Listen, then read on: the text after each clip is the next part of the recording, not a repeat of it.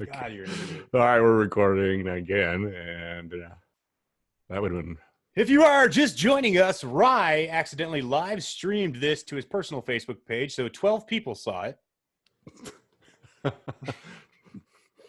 Oh, we were just talking about foreskin on my personal page. Oh, we had a foreskin conversation. I'm leaving it. Oh man, dude! I'm leaving it. Don't delete it. Leave it up. I'm not going to delete it. Hell no, I'm not going to delete it. Yeah, don't leave it, man. That's good foreskin content in that video. The only reason I know is because I looked down at my phone. It says Rye Klimp is live now. Yeah, I see it too. Oh my god! You know what's scary is you tune your own car. That's terrifying.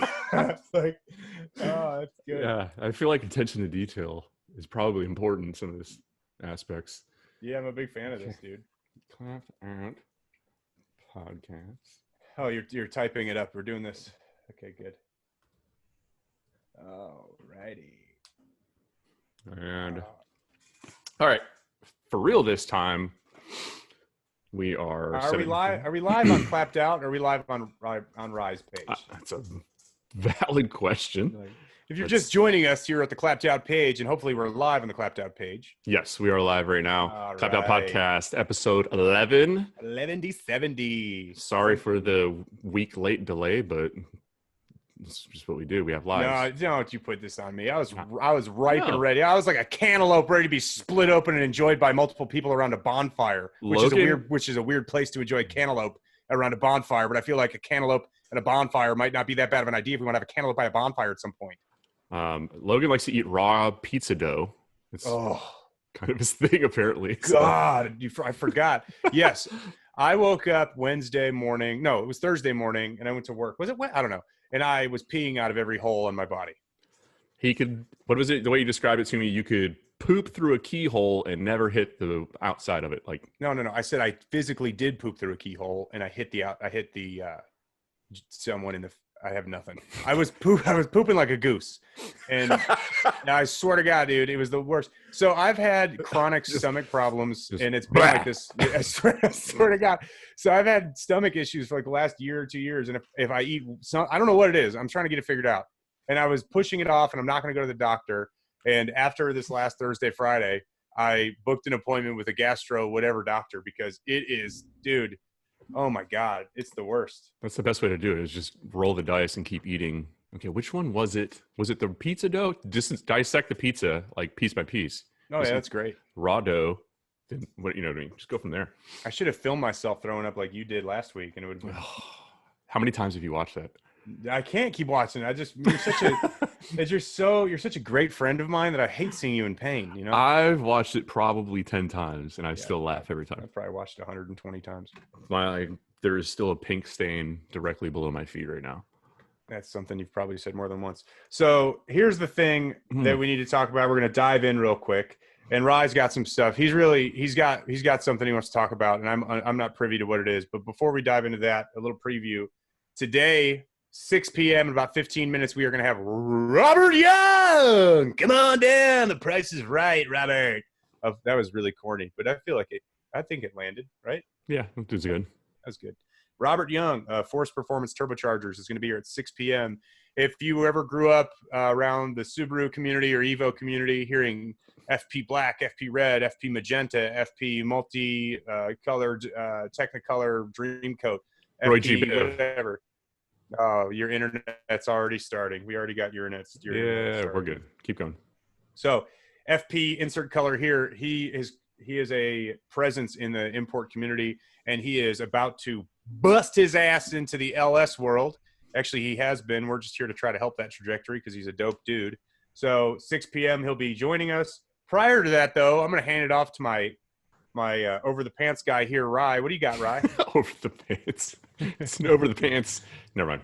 Keep this PG-ish.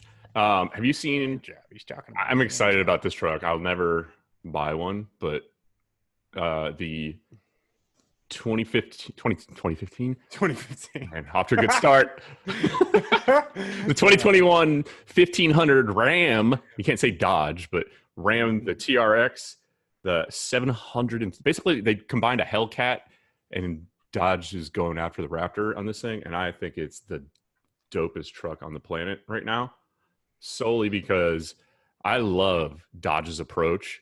I want to sit in on the board meeting because I feel like how many people, like, would you love to be a fly on the wall there and see how many people are trying to push back on all this stuff where everybody else is building an electric car? We talked about this before. Name an electric car, a hybrid that Dodge makes. Yeah, you can't. They don't. Not that I know of. Mm-hmm. But I could be wrong, but yeah, I'm sure they do because I think it's a government mandate that they have to. But I have a polar opposite viewpoint on this than you, and I would love to dive in when you get done because go ahead. I feel differently. I hate it. I think it's dumb as hell. I think it's trash.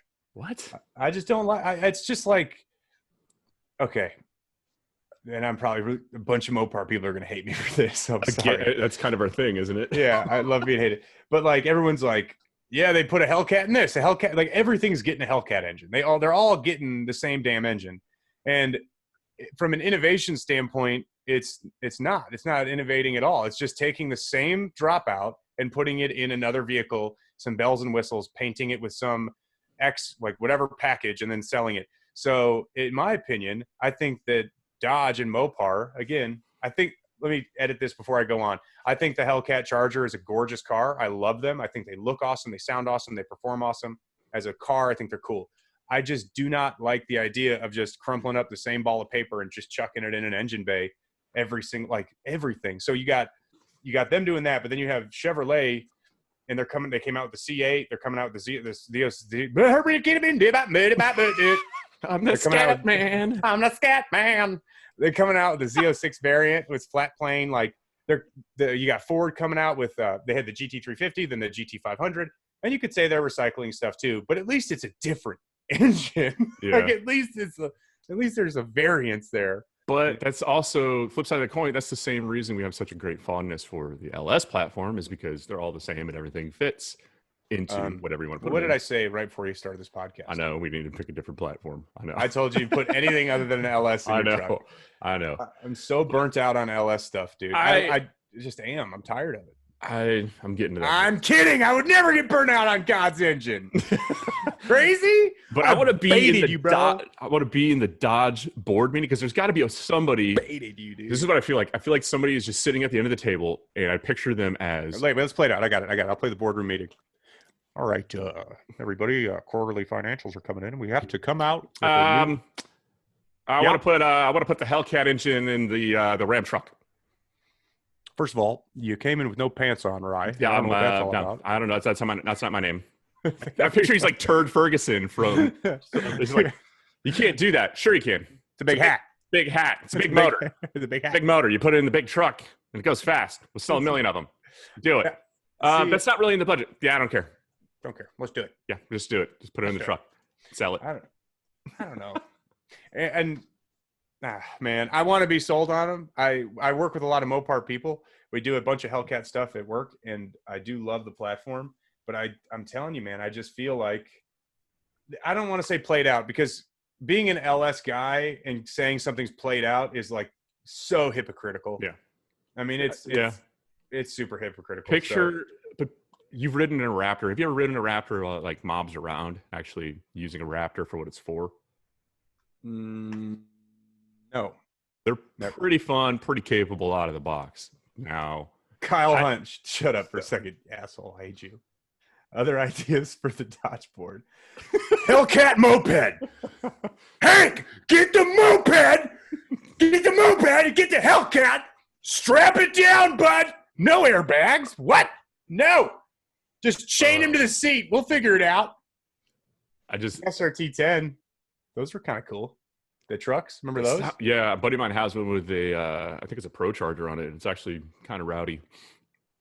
But I've ridden in a Raptor before, and it's a super fun truck, really capable. And now I just picture that truck with double the power, and that sounds like a ton of fun. It's not a one-dimensional or two-dimensional car or truck. It's three-dimensional because you can actually turn left, right, go forward, backwards, and jump it from time to time. So I bet I can make you agree with one point. What's that? What's the price point on the TR whatever? I'm looking at it. It does not 70 grand probably. Yeah, let's just say 70 grand. Right? Easily. We got people watching. Can anyone Google that since Ryan doesn't know how to work Google? Well, I also don't know how to work the computer since I started this whole show live streamed to my personal page. Hey, we got any of those SRT4s left in the warehouse? All right, get a Hellcat engine. I got an idea. Don't call it a neon. Don't call it a neon. So would you rather have a TRX, whatever, or build your own whatever powered Tacoma pre-runner? TRX all day. Really? Yeah. Oh my God, dude. And here's my pushback on it. Think of so I'm looking at it right now. $70,000 is the base price. I know that's a ton of money. And if you had the equal money, you could build a pre-runner, whatever, that would be exceptionally more capable than that is.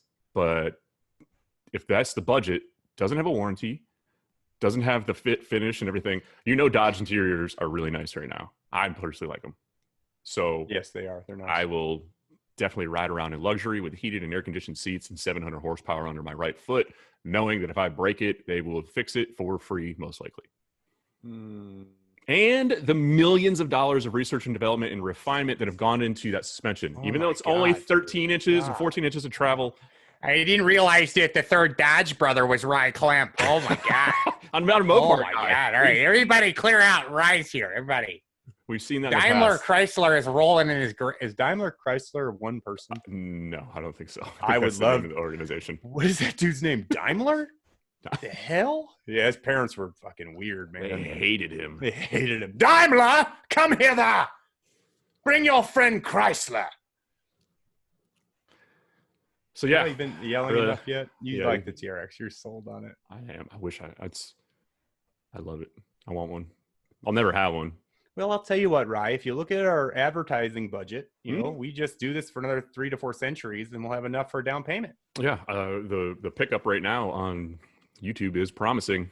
Speaking of affordable things in the automotive workplace, motorsports environment, industry, squid pro quo vis-a-vis. Yes. So today, now that we are rolling on to the meat, we're going to be in the meat and potatoes of the podcast real quick. I think you could agree. Mm-hmm. Are you texting me? Him, texting Robert. Mr. Robert. Do you think he'll hate us if we call him Bobby? I don't know. Hey, Bobby. Are we at that level yet with him? I feel like we're at that level. What if it's just Bob? Hey, Bob. He just hangs up on us immediately. Click. Nope. He just gets it like, nah, straight face. Yeah. So joining us here shortly will be Robert Young of Force Performance Turbochargers, as previously mentioned. Force Performance has been a name in the turbocharger world for a very long time. And Robert and I have had a working relationship through a couple other people.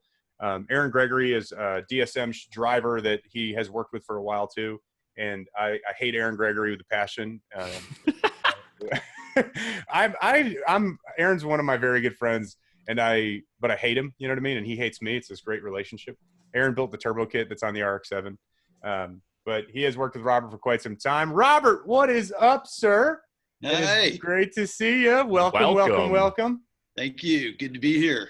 I was just talking to the fine folks watching us at home about Force Performance, and we're going to jump right into some quick, easy questions for you, if that's cool. All right. Lay them on me. I'm ready to talk about turbos. Perfect. Okay. What color underwear are you wearing right now? These are gray.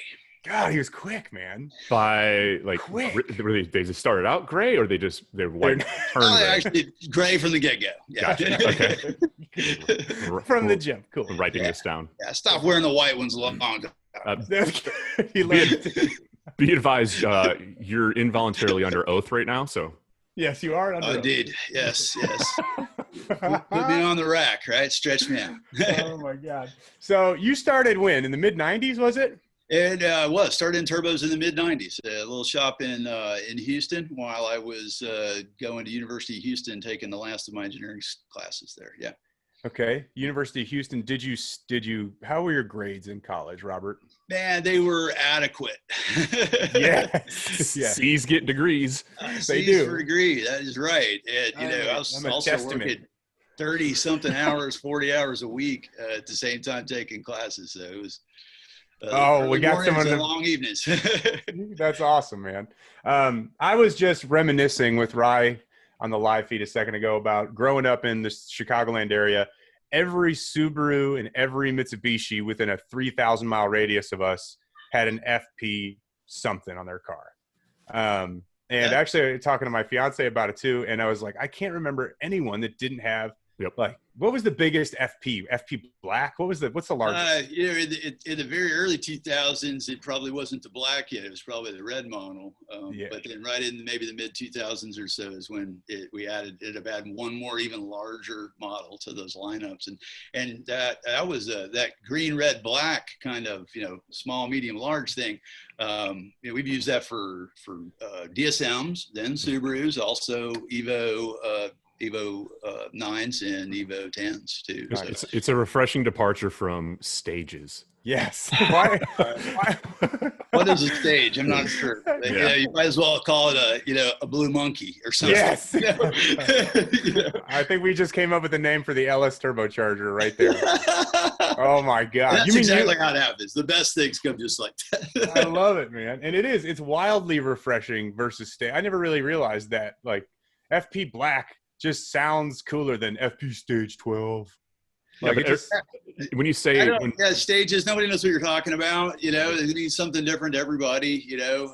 And nobody had ever been using color codes to differentiate the power levels or the model levels from small to large. So it made a lot of sense to me when I had the idea. So that's awesome, man. I was always curious with that, and like legitimately. I think it was back in the day. Like I said, grew up in the burbs. So AMS Performance was right there. Oh, yeah. Big DSM and Evo people all the way from the beginning there. Yeah. Well, we had a car and it was always like, he's got a 50 trim on it or he's got a whatever. And then the FP series just took over and donkey kicked all that stuff out. And it was and the direct fit stuff. And, you realize like in the late 90s and early 2000s and stuff, there was not this prolific beautiful header building people out there. It wasn't something that was everywhere.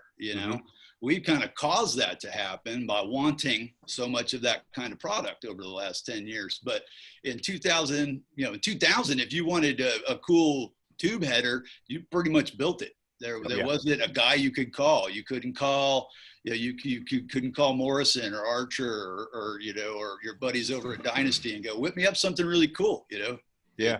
You just had to make it. That's a valid point. I think we forget so quickly how fast this industry ramped up. And that's why direct fit turbos was so critical for us because, you had to sell somebody a turbocharger that was going to get them 50 or 100 more horsepower, wherever they were. And they had to be able to put it on without spending a week building a header or doing anything that was going to slow them down. A lot of times guys working on their cars, you got to realize, you got to appreciate the fact that the I want to do it is really huge in some of these enthusiasts. So like sometimes the guy gets his turbo and he's in a condo parking lot, slot 22 out of the sun. That was right. That was 100% right, dude. And he's trying to put his turbo on, and if it goes wrong, he's stranded there. He's in the parking lot. It's just bad. Yeah, man, that's amazing. Yeah, that's a huge part of that market that is. I overlook it too, and I completely agree. I remember even racing with Ryan. I wasn't racing, but Ryan Upham, an Evo racer out of Chicago. He did a bunch of time attack with his Evo 9, and the tubular header stuff, it was huge. AMS had their custom header, but it's crazy money. So people started porting the stock Evo manifolds and making crazy power just on ported manifolds. So direct fit obviously fits and it's a way larger market. Same with making a cast Evo manifold, with larger cross section and a more blended collector, to help with that too. For DSM and for the Evo, we made a race manifold for both those applications to support direct fit turbos. That's awesome. And kind of piggybacking off of that, and the reason I brought that up in what I consider the heritage of FP as a whole, and where you guys came from and where you're going, because I don't think your trajectory is plateaued by any means, bud. And when it comes to the market you're entering now and the realm you're entering now, the reason we wanted to have you on was to specifically talk about. I saw an ad for not an ad. I saw someone share. I think it was Eric with a 3000 GT. Had shared results and information about the new HD 8088 that you have on the website. It's a T6 based turbocharger, and I'll let you go into detail on that specific unit. Before a little preamble to that, though, for our viewers at home and our listeners on the podcast. So the T6 turbocharger market for LS engines, LS combinations is massive. So you have a ton of people that are entering this realm, and a lot of the people that are entering this realm and they're selling turbochargers off their shelf, there's no other turbocharger stuff nearby. It's just they buy them, they put them on the shelf, and they resell them, and they don't know, let's be honest, they don't know dick about dick. There are some guys. I don't really even know what's inside there. You know? Exactly. And there's some guys, they're knowledgeable, they have a price point that is fair and it serves that marketplace, but they still have not been doing this for as long as you have been doing this. So when I got the bug in my ear about you entering this realm of, let's just call it affordable T6 turbochargers. Seriously, what I call it, street turbos. There you go. It set me off because I was like, oh my God, the dude that has been doing this has now entered this realm. And I'm very, very excited for you to kind of roll through. Basically, the price point of this turbocharger is $799. Can you tell me what goes into this turbocharger and for this price point versus, and we don't need to bash competitors, and that's not, obviously that's not why you're here. But well, let's say we compare it to my race turbos that are S400 based that are $1,000 more money. You know? Yes, that's perfect. Okay, so I started off building those. Okay, I wanted a more affordable journal bearing turbocharger for LS guys to use that wasn't a ball bearing turbo. It wasn't a GTX 50 or a GTX 55 turbocharger because those cost like $4,000 or $5,000. So what we wanted was some journal bearing turbochargers to use on LS applications and also on 4-cylinder applications for turbos that were bigger than the ball bearing turbos we could build. So I started building what was called an FP400 series turbocharger. So starts life off as a Borg Warner cartridge that you kind of take apart, take the stamp steel heat shield out, you put a expensive billet heat shield. Oh, damn. Damn. Yeah, go back. No, go back. That's sick. Yeah. So, oh, wow. So you see what I was doing wrong in the beginning is I just started throwing money at a cheap turbo. Yeah. So for the listeners at home that don't catch this on view, because we'll broadcast this to iTunes as well, Robert is holding up two different backing plates for the turbocharger. Yeah, these go underneath the turbine wheel and they're exposed to the exhaust gas, right? And here's the regular S400 one, and then here's the one that the billet Zona rotor one that we made to go in the FP400 series. Oh, that's awesome.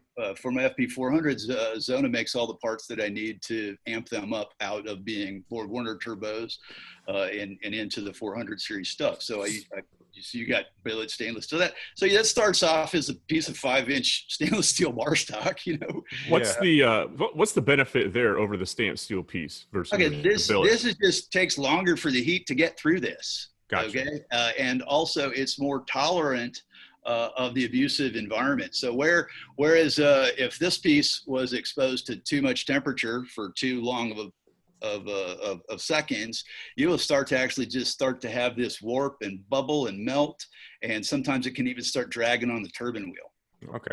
Okay, and so that's normally when somebody goes, "Hey, I think there's a problem with my turbo. I need you to look at it and service it." Yeah, well, a lot of times you're melting this, which is a lot of really hard anti-lag use or just a lot of EGT or something. You can't do that to this. The more you know. I did not know this. Ryan, did you just learn something? I did. I definitely This is the best podcast yet. I've taken apart a handful of Borg Warners, and I've never once looked at that piece and be like, man, this is a problem area. Like, yeah. Well, if you're taking apart, exploded ones that came off 1,000 or 1,200 horsepower cars, you'd probably see some stuff that was more melted or ruined or something like that. Yeah. But so that's how the FP400 series got going, and at the same time I was the FP400 compressor wheels. This is a Zona rotor compressor wheel made in Wausau, Michigan, for example, and you can see by looking at the blade that's a point milled blade with a 3D profile. So it turns this way and moves down the blade, but it also has a different cross section as it comes out. So you can't cut this with the side of an end mill, for example. Okay. And if you look at a Borg Warner like SXE compressor wheel, they're flank cut and they're made to be flank cut. And that helps you save a little money when you're making a compressor wheel because it cuts faster. You cut the whole surface of that blade with the side of the end mill. Okay. But when you see a compressor wheel like the one I just showed you that's got all the lines going down the whole way on it, that's actually cut with a little ball. So you can see how the shape of that blade as it comes out from the shaft towards the outside of the cover, it can have some curve into it in a direction that you can't if it's a flank cut. compressor wheel. So I've, we got $300 compressor wheels. We got $100-something heat shields. I'm doing crazy stuff to the bearings. I'm ceramic coating the bearing housings. And I get to the end of it and I'm like, okay, great. I've just made it $1,900 S400, damn it. Yeah. Okay. So needless to say, those were not very popular other with LS guys. Okay. It's too much for turbocharger. I got you. So, but they do great on 4-cylinder. Like your buddy Aaron ran one of 1,200 something horsepower on his 4-cylinder. But that's let's back it up. Aaron and I are not buddies, Robert. I hate that man. Him and I are currently, yes, we're currently not cool. We are not cool, and I do not appreciate you saying such. Aaron's a terrible person. Okay, well, that terrible person has some nice engines. Okay, that's fair. Okay, he does. That's fair. And so like our 84 millimeter FP400, that made like 1,200 something horsepower, like 65 pounds of boost on his car. He ran it a whole season that way. No, it didn't break the whole season. No fresh bearings, no fresh compressor wheels, no fresh nothing. So I was really like, wow, I've built something that can tolerate the whole 9 yards of problems for turbochargers. It's just too expensive. And my LS guys are not going to buy that because I can't ask most of them are like Rye and they want to spend $12. I can't ask them to spend $20,000 on a turbocharger for an engine they paid $500 for. Yes. So I started, it took me a while, but through 2016, 17, 18, 19, and now I've really kind of, I think, got the spirit of this down. I've gone back through the builds and instead of having a $150 heat shield in there, it's a regular heat shield. Instead of having a $300-something, point milled compressor wheel that's that large and a Made in America Zona rotor product, it's a nice clone of a BorgWarner SXE flank milled compressor wheel. And you're just going to take that whole idea, go through the whole turbo. So instead of every place I would up armor the turbocharger for my race series, I left it stock for the street series. Okay. And what this does is saves a bunch of money. And it lets us offer a turbocharger at a price point that is really compatible with budget build, fun, no nonsense kind of builds for LS market, and you know what else is great about it is, like, say you're a new guy doing this and you start off with the new guy parts. You start off with the $500 5.3 you got out of the junkyard. You start off with the $700 turbocharger, like the street series turbocharger, and you run it for a season and you realize, hey, I've got this car sorted all out. Next season you're up armoring things, you're changing camshafts and intakes, and you want to change turbo. Your platform is all there. You already got the turbocharger that all you need to do is send it back over to us and say, I want you to sex it up. I want you to race it up. I need some. I swear to God, Robert, if you don't add a sex it up option on your website, if you don't add a sex it up toggle switch on that damn website right now, I'm cutting the live feed. I'm 50-50. Half the time I'm church it up, another half of the time I'm sex it up. I don't know what to do sometimes. I think we need a custom FP edition clapped out shirt that says sex it up on it. Ooh, I like it. I think that's got to happen, dude. Sex it up while I'm too honking you. Just a drop down with the mouse hanging over it and it says sex it up. Sex it up. I think that honestly, really we talked about this. Yeah, absolutely. I think we talked about this the other day, and this is part of the reason I was excited to have you on, because I think there's a lot of short-sightedness in the budget turbo realm, and I think the fact that you've kind of run through the gamut of options to help these turbos out when they're built to the hill, and then reflecting on this at a better price point for people is going to be awesome. Now, when this turbo was on Eric's car, it was in a 5.3.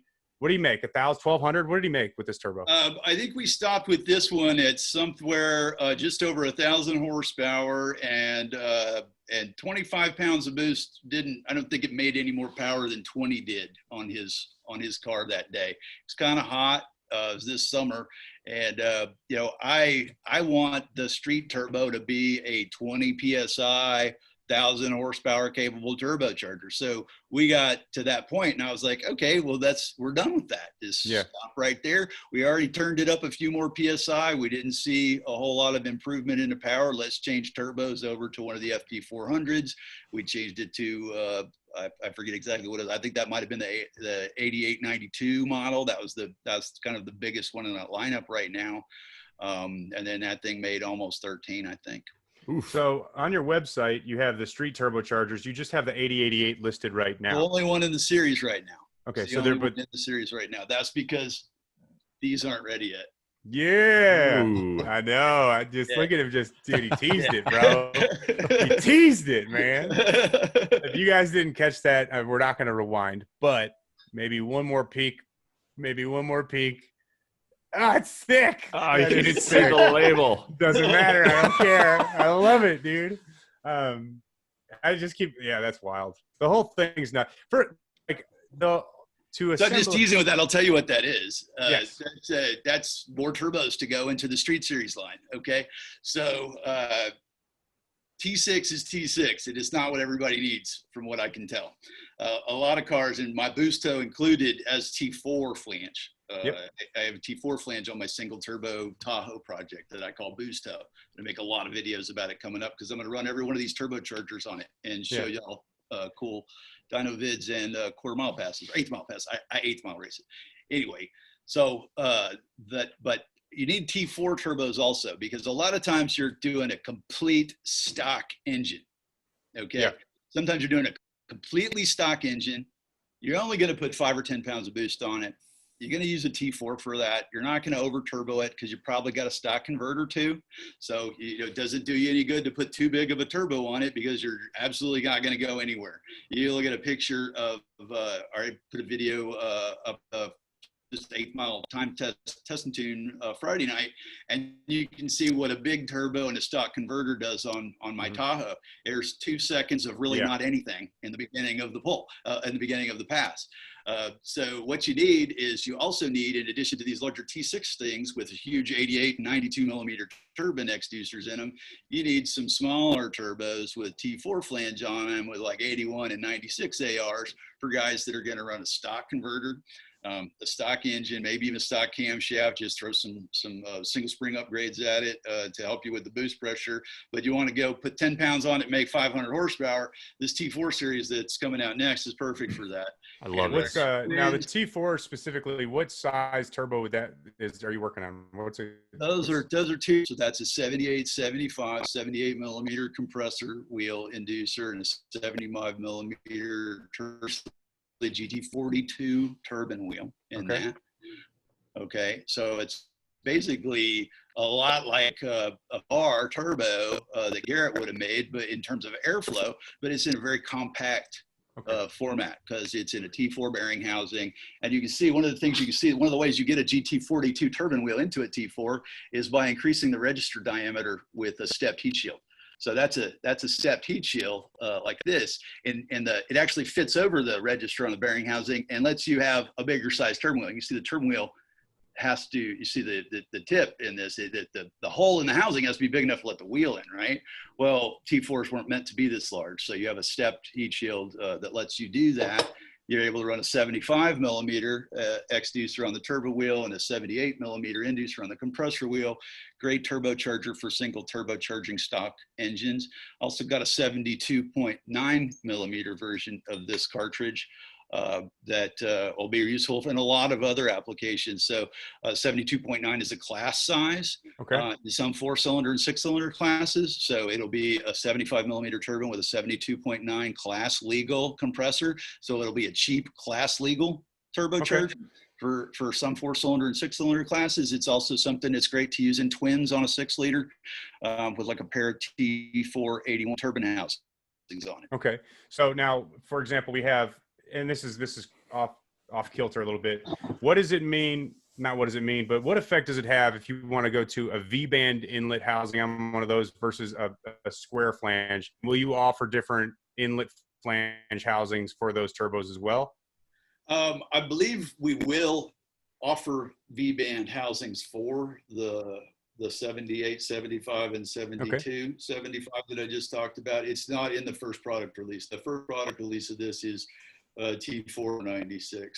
I'm looking at maybe doing some iron V-band housings for this because that'll be affordable and it'll fit with those T4 turbochargers. Right, very great performance, but probably a smaller price point. When you take into account thing built wheel ball. Something. I got you. Right now? In stock, on a shelf right now. They're also on my table. These suckers are heavy though, man. Let me tell you. These, this is probably a 50-pound turbo, 48-pound turbo, but that's one right awesome. there. Now that unit, you just ended a sale. Those were on sale for a while as an introductory deal. And if any of you guys didn't catch this, I feel bad for you because this man was selling, they were selling these turbos, giving them away at $5.99 a piece. I can't believe you didn't. Honestly, it's one of those things where I saw people hit and go to purchase them, and I was like, man, he's going to sell out of those things in no time. Well, I made a bunch. Yeah, so. There you go. So I still have some, but it was really popular. And I figure, what's a better way to show some people that, you're easy to deal with and a good guy to go to other than to hook them up on some deals. So I figured that was a good way to kind of introduce myself into the LS market and show everybody that, you got options. When it comes to inexpensive turbochargers, you don't have to buy something just off eBay because that's where you see the inexpensive turbocharger. You could also get affordable, inexpensive turbochargers from somebody that maybe you've been doing business with for a few years already that you already like. And if you've been my customer and never had a problem, I hope your experience has been that you've seen us try really hard to fix it for you, because that's really what that's what my intention is, and that's what we try to do harder than anything else. Well, from a customer standpoint and being a frequent basis, I will say that in the limited times that we've had anything, it's always been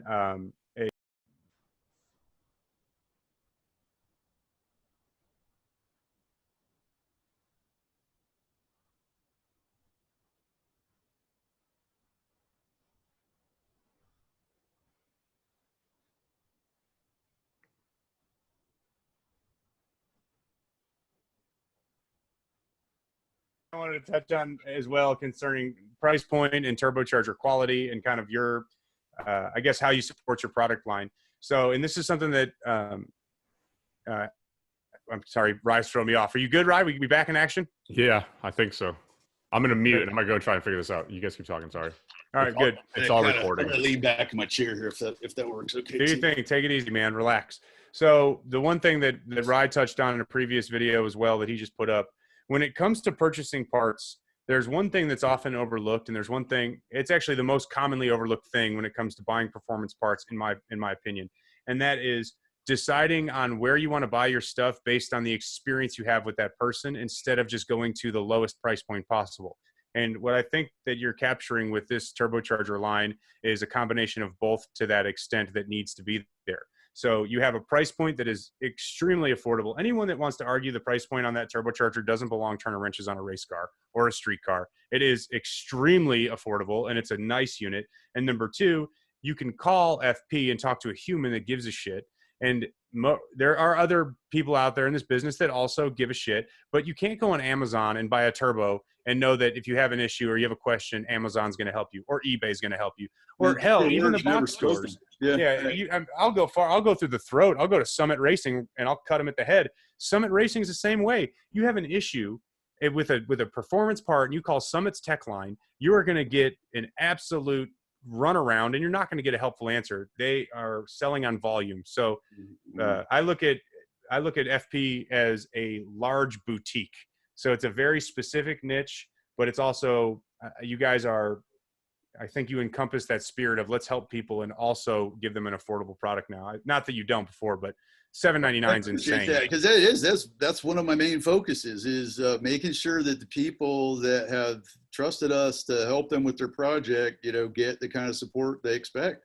And that is, you get that drilled into you just being in business, but people expect support today. It is part of it. You've got to be there, and it doesn't matter if FP sold it to this company and this company sold it to this company and this company sold it to Joe.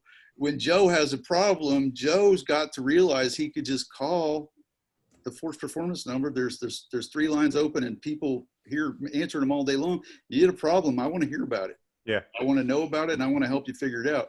And a lot of times figuring out a turbocharger problem is not even fixing a turbo.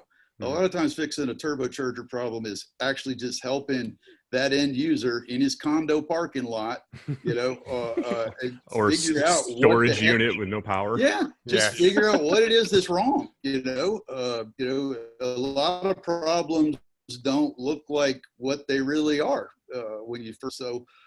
But years of dealing with turbochargers that go really fast, years of dealing with turbochargers that leak, years of dealing with turbochargers that explode. I've seen it all, man. And I guarantee you, having a problem, I can probably help you with it. That's awesome, man. And on that note, in terms of FP's relationship with Clapped Out and kind of where we're going, I'm not going to give anything away about the immediate future with our working relationship because I want to keep that a little undercover. But I will say this, that orange pile of junk behind Rye that has never gone faster than me. Well, it's about to. I was just going to say, we are going to be in a if he goes faster, I'll feel great because I'm the one that set the relationship up here. So it's actually because of me. So I'll take the credit. I see how that works. Yeah, you see that? It's good. Yeah, it's good, man. But I am super stoked to have you on board and to work with you, and I think it's going to be awesome. Now, the other thing I mentioned on my live feed yesterday, I was driving to go pick a trailer up, and I went live on Clapped Out. I mentioned that our followers, our subscribers, our fans, our friends, our family, they will have a chance to win one of these turbochargers. So you guys want information on how to win an HD 8088 T6 billet FP turbo, otherwise known as the Blue Monkey. The entry to win this turbocharger I have not discussed with Rye yet, so this is curveballing Rye as well. Oh, rad. You have to send a box of human hair to Rye's head. Head? His house. I'll post the address. Man, that punchline got kicked in the dick so hard. It's a straight dick kick. No. What we're going to do is basically the Clapped Out store right now, we have to run out of our merchandise so we can order fresh merchandise. It's pretty much empty right now. There's 6 shirts in there. Okay, so in terms of quantity inventory, how much do we have? Like 6 or 7 shirts total. Total? We've sold. Where's my cut of the money, Rye? It's sitting in the bank. Okay, good. Just wanted to make sure. I don't know. I don't do the finances. I bet it all on black. FP black. FP black. But we'll unveil like the protocol to enter. It's going to be a purchase. Any purchase on our web store will give you an entry to win. And we'll figure out the details on that specifically. But this isn't a gimmick where we're just going to rack up a bunch of money. The true thing here is getting that turbocharger into the hands that someone can use it. So initial thoughts are web store purchase will go to a ticket. Or if, I don't know, we'll play it by ear, Rye. I don't know if you have any ideas. We can figure this out live for all I care. I'd like the web store purchase, but I also would like to, I guess we can get creative. Think of other ways. Yeah. I feel like the purchases thing is, we need more inventory and more product, obviously, to throw out there. But I feel like the purchase of 5 entries gets you $5, gets you 1 entry, whatever. What if we just drive by our top purchaser's house and huck it through their front window? That's kind of what I'm thinking. Well, you're gonna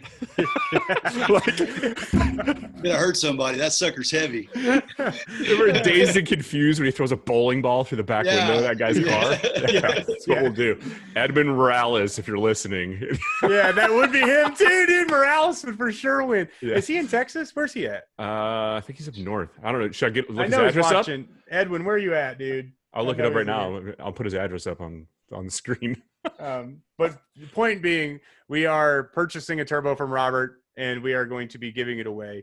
And when I talked to, and Robert, you'll probably back me up on this, but I talked to you yesterday. I said, I don't want a free turbo. I want to pay for this thing. You did. Because you buy the products and you pay the people that support you and vice versa. That's kind of the theme here. We do a lot of unpaid advertising here, like shouting people out and companies we like and people we like to work with. Our goal is not to get rich. It's just to get a ton of attention to fill the void in our souls. So that's all we care about. Heart can be a lonely place, man. Yeah, you ain't kidding, man. That's right. So I've been quiet this whole time because I'm over here all alone with my terrible You internet. needed to make loud noises. That thing behind you there, you got to get that going. Oh, it's There's got your oil happy- pressure. There's your happy button right Will there. it fire up? Will it start up right now? Yeah. Fire it up. Okay. I bet it don't. Yeah. I bet it don't.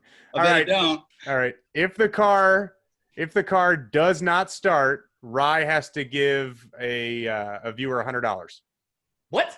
Yeah, you got to pay someone $100 if your car doesn't start. It's gonna start. Okay, well, you got $100 on the line. You So keep saying that. all right, $100 on the line. Will Rye's car start? All right, he got Terrible to idea with the garage door closed, by the way. Yeah, I don't think you can get any more brain cell dead, bud.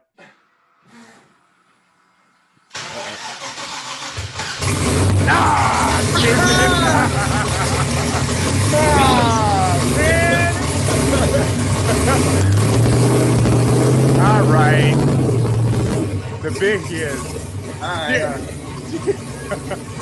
The man proved his point. Oh, hey, can I jump in there real quick? What you just did there by starting that up like that is something you never want to do. Yeah, I know. He's so foolish. Check this out, okay? You would We're learning now. Go ahead.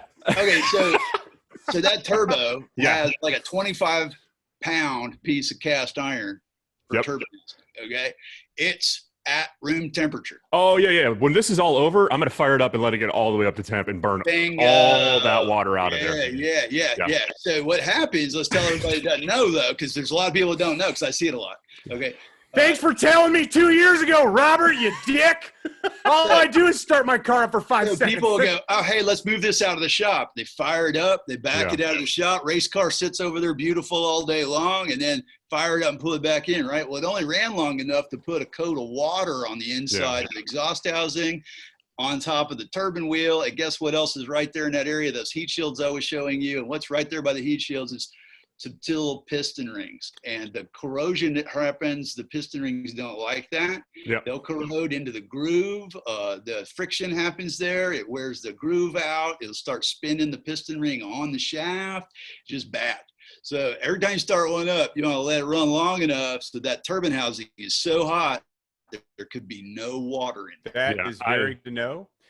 I follow the same protocol because of E85s. Like if I fire it up and kind of moisture in the cylinders, I'll let it idle up the temp just because I know I don't want my cylinders rusting up. This thing on E85, that thing 5-inch downpipe, it looks like the German goo like a girls. slobbering dog or something. Or that, yeah. German goo girls? No, nothing. Let's just not check my browser history. Listen, what are you watching, okay. dude? I was going a whole different direction, but okay. God damn. Oh my God. Well, Robert, it has been a freaking pleasure to have you on here, man. My pleasure. My pleasure. No, dude, our pleasure, dude. Straight up. My pleasure. no, All give right, it that's back. fair. It's all right. We had mutual pleasure today. I'll put it that way. All right. Thank you, gentlemen. Have a good one. But All thank right. you so Good much. on, y'all. Be good, brother. Man, dude, he's so much smarter than us, Rye. Absolutely. God. I apologize to everybody out there for my internet connection. What happened? I don't know. A storm rolled through here, and it was While we were on the live crazy. I lost my cell service, everything. So my phone, I tried to put it on Wi-Fi to keep watching the live feed questions, and it was, tremendous. Nick Caputo, great info. One of the best episodes for sure. So Ryan and I have debated on what to do for guests on the show and how to go about how often do we have guests. And I'll be honest, that just having Robert on as a first guest was insightful in terms of how dumb you and I are. Yeah. And we wanted, like, when we started this, we said to ourselves, we don't want to get too techie because of who we are. Yeah. We're So, not those. but that kind of, like, I'm comfortable with having an expert come in and educate us. You know He's what I mean? like I'm Baby Spice. You're Scary Spice, and he's like Ginger Spice. You know what I mean? Like the cool, calm, collected one that kind of holds the group together. You know what I mean? Who's Sporty Spice? I guess that would be Josh because he's an athlete, but not really an athlete. Yeah. So It's not really a sport. Oh, we could be Hanson. What are those guys up to now? Oh, they're so hot. Have you seen them? No. Really attractive group, dude. Are you serious? Googling Hanson right now? Is that what you're doing? Yeah. Well, either way, that was insightful. I'm stoked. I guess we kind of pick carefully who we work with. I guess. I don't know. Yeah. I did have, never mind. I'm not going to go there yet. I'll wait for a few months to take that stab. But I will say, that Robert he's been a good dude to work with at Dynasty too. He's always been super insightful and straight up. And his vibe is very much like, I'm going to grab a surfboard and then also race you in my, EJ25 swap Volkswagen van on the way home. He kind of strikes me. Yeah, exactly. I was going to say VW van. He strikes me as a guy who's just like got a Volkswagen van, floorboards are covered in sand, and a dog that follows him everywhere, like never needs a leash. Yes, 100%. I think I feel like I can't follow that up. I don't know what to talk about now. I don't either. I think we just end it there. No, we don't end it there. It's 6:35. You crazy? We got 25 more minutes of making you feel like crap. 25 more minutes? Is it really only 6:35? 6:35, buddy. Holy crap. We got 10 more minutes. No, we have. It's okay. Let's play by ear here. You said so. I bought a 240 SX project, and a lot. So here's the game plan with this new project. If you guys have followed the post I just put up or the video that I put up, I purchased this car from a customer of ours at Dynasty. Let me roll the clock back. I've had a lot of people talking a bunch of BS, saying, "Oh, Logan is just taking advantage of buying cars and flipping them," and blah, blah, blah, blah. So here's the deal. Must be nice. Must be nice. Yeah, I feel every time I hear that. Work harder. So I had like blue S14, and then I had Integra, and then now I have this red S14. I think that was it. Did I have a different car in between? No. So I got this red S14. A customer of ours hurt the engine, wanted to move it. It's a 1JZ swap car, and what started as I'm going to put this thing back together and just enjoy it has now spiraled quickly into a let's try to go fast in a cool street car with a stock bottom end 2JZ. So I have talked to a couple different people in the 2JZ world. Buck from Buck's Performance has been helpful, insightful. Obviously, Real Street. Geo, I haven't talked to Real Street directly about any of these projects, but I have communicated with them and gone back and forth. Dynasty as a whole and how is 2JZ nutcase. I mean, the dude is he's very, very, very intelligent with the stuff. And talking to everybody and kind of getting an idea, I understand completely why the 2J is the LS of the import world. I mean, it's insane what these guys are making with these stock bottom ends now. To bone stock rods and pistons, people are making 800 plus, which blows my mind. Reliably. Put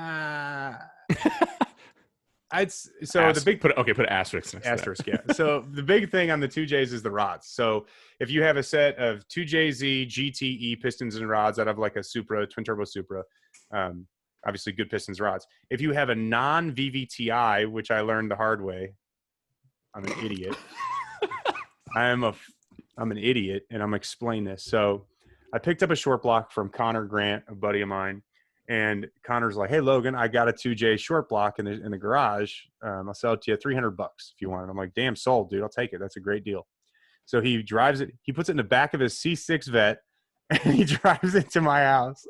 I was so funny, dude. Loud ass straight pipe Vet pulls up with a 2J in the trunk. And a set of golf clubs in the trunk, to be fair. I would love to hear the rear package tray cracking as you set it in there. Yo, dude, it's so bad. So, and a cylinder head too. But either way, 2JZ GT or 2JZ block, whatever, brings it to me. I'm like, thanks, pay him. Everything's cool. He leaves. I get it to work, put it on an engine stand, and I'm like, all right, I got to get the pistons and the rods out of this sucker. I got some GTE rods and pistons on the way. So I bust them off the crank, pop them out the block, huck them 100 foot into the trash, like just chuck them across the parking lot. Go home that night, jump on the old internet. 2JZ non-VVTI GE pistons rods are just as strong as the GTEs. Don't be fooled. And I read it, and I was like, son of a bitch. So I texted Connor, and I was like, hey, did that 2J have a VVTi head? And he's like, nope, it was just non-VVTi. And I was like, damn it! Okay. Back up. So you're going to educate me here a little bit. I thought, what cars came with a non-turbo 2J that didn't have VVTi? The Supras. The Supras, up to like 97 and after had a VVTi. So Supra's SC300s and GS300s? Yeah, not like a 95 SC300. Okay. 95, 96 SC300. The IS300 was a VVTi. Yes. And those rods and pistons suck. They're trash. Yeah, they're trash. You make like 350, 400 and they go away. I never knew all this. I had an IS300. You would. You look like an IS300 owner. I sold I know you love when I say this, my F-150 Lightning for an IS300 like an idiot. And I was like, what am I doing with this thing? You put Koenig wheels on it, lowered it with I tried to see, I had centerline Telstars off the Mustang. I tried to see if they would fit on there. Pattern was the same, but the backspacing was all wrong. I did donuts like an idiot, and then I sold it. Like I had it for like 8 months. I've never liked, I think IS300s are trash. I've never liked them. I fell in love with them from Gran Turismo. I just never liked them. The Altiza. Yeah, I don't know what it is about it. Like I'll edit that statement too. I love their gauge clusters. Yeah. I think they're so dope looking. I think the interior is cool. I guess when you do one right, I guess lower it with the right whatever bumpers and dingle dangles and a good set of wheels, I think they can look okay. I did none of that. I just left it stock. And that was it? Yeah. I was like, I can't afford a turbo. Because my buddy Richard was building Supras, and I was helping him, working for him, and we were doing a bunch of Super stuff. And I was like, I want a 2J. I'm going to do it this way. And yeah, I realized like, no, this is not my thing at all. I can't get in this car with dirty pants and greasy hands. Anyway, so I learned. Well, I think you should put a 2J in something. I think we should pivot. I think we should pivot our direction and turn into a 2J channel. Everyone logs off immediately. We lose all our live feed. All of our followers gone. Yeah, I don't know. Here's some. I'm excited to see rioting outside. But a lot of people, I've seen the argument. You've seen the argument 2J versus LS a billion times over. And my internet's going shitty, isn't it? God damn it, my internet sucks. Yeah, it's going crazy. Okay, we're back. Yeah, we should probably invest company funds in some sort of fiber situation for you. Yep. Can we just get a 5,000 foot long Ethernet cord? Yep, I'm going to look into that this week. Actually, immediately after this podcast is over. Because this is the most aggravating thing. Like, I don't know if you can tell how red and shiny my face is. I'm pissed. Oh, that's all. I thought it was always like that. Oh, no. But what I was saying is I'm excited to see you build a budget 2J, because you see on the internet the argument constantly between, well, not constantly, but more than a handful of times I've seen 2J versus LS, like fanboys going back and forth and like, I can get this motor for $500 out of any a Chevy Express van. Well, how cheap can we do a 2J? And I think you're about to show us that. Yeah. The only kind of pitfall I'll have here is the car had a built head on it already. So it had, and to make one of these things live, it's no different than an LS valve train, at least a cleanup on the head. So it's got good valve train, it's got good cams, and getting that pressure in and out of that cylinder is paramount in keeping those things alive, just like it is with an LS. So that part of a 2J world is insanely expensive compared to an LS. But what I'll do is when I go to put the car together, I'm going to be very honest about what I have into the car. And when I go to sell the car for a profit, I don't care what your opinion is, everybody, just as a heads up. But I will be very honest about what I have into the car, how much money I've spent. I think with the short block, I bought piston rings. I bought a bunch of stuff for it. I think I'll have about $1,000 into the short block, into the long block maybe, with refreshing. But if you refresh a 5.3 with good stuff, lifters, springs, retainers, I mean, anyone that says it's $500, no, it's $2,000. I'm doing a 2015 Camaro right now. Hard parts alone to do a cam with $1,000. More than that. Is it a DOD delete? No. But I'm doing lifters and everything. Okay, yeah. So it's a higher mileage car. $1,800 in parts. Yeah, oil pump, lifters, lifter trays. Yeah. All lifter trays are cheap. Replace them. All that stuff adds up like crazy. And nickel and dimes you to death. And people are like, oh, you can just stab it in there. I went through that before where I'm like, I'll just stab a cam in it, throw some springs on it, and have at it. And I've been successful moderately, and I had it bite me in the ass on the blue truck. It reminds me of Republicans and Democrats. Let me explain. And that's all for this show. No, hold on. No, I got a good one. This is the last note, and I'm not going to get political. Dude. I won't get political, I promise. Okay. These damn liberals. I'm just kidding. I'm joking. I am joking. I don't care your party Close the borders. Close them down. No, just kidding. I love everybody. And it reminds me of the political stuff going on right now. Hear me out. You got these hardcore right-wing people. You got these hardcore left-wing people, and none of them understand we're on the same boat, right? You got these hardcore 2J guys. You got the hardcore LS guys. Both you guys, you're going to the same track. You're spending the same amount of money on the same stuff. Shut up. Both engines are cool. Like, whatever. I just want to call it Republicans, Democrats, see you squirm for a minute. I knew as soon as I said anything. Log off. Yeah. Mute. If we didn't lose followers because of a 2J, we for sure lost followers over that. So. Absolutely. But either way, it is 6:45. We've been on and live for an hour. Rye looks like he is sick as a dog, so I'm going to cut it. I am tired. I'm exhausted. I've been up since 3 a.m. Clappedout.com/store. Out of you. Yeah. Clappedout.com/store. We have 6 shirts left up there. More vinyl coming. My live stream is going glitchy as shit, so we're going to end this right now.